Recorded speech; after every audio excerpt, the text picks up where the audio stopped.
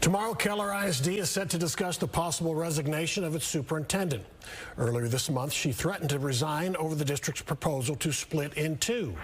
Fox 4's Peyton Yeager spoke to parents in the district and is live in Keller tonight. Peyton? Steve, yeah, many Keller parents are preparing for that meeting tomorrow.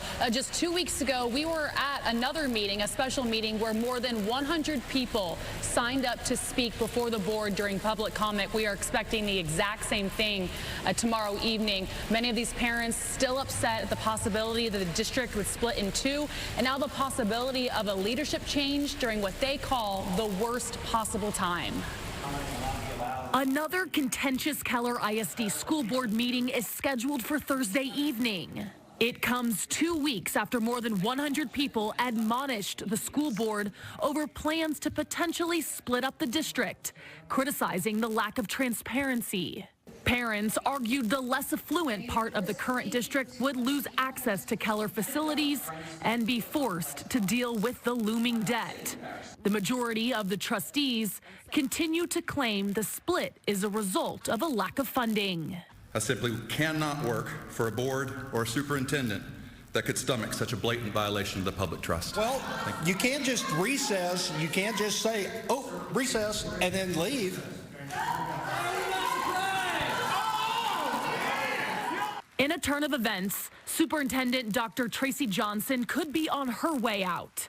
Two of Thursday's agenda items read, consider and take possible action on superintendent voluntary separation agreement, followed by name an interim superintendent. I know I'm probably going to get in trouble for speaking, and I'm okay to do that. At the January 16th meeting, Dr. Johnson shocked the crowd by saying she too opposes the split and then threatened to resign right there. I'm prepared to offer my letter of resignation. Earlier this week, trustees Joni Smith and Chelsea Kelly, who are both against the district split, posted long statements on social media saying they were once again blindsided. Wednesday, we spoke to Keller parent Amber Jacobs.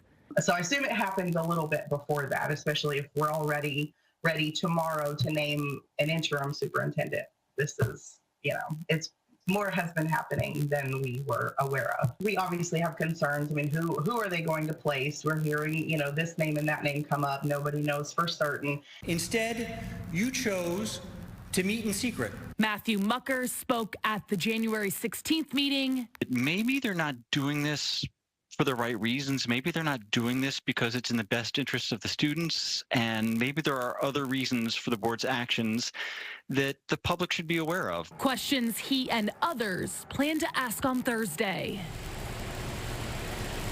And that meeting is tomorrow evening at 5 p.m. Now, at the meeting earlier this month, almost everyone who came up to public comment was against splitting the district and against, whatever the board was deciding on. So it's unclear, Steve, if there will be people this time around from the other side.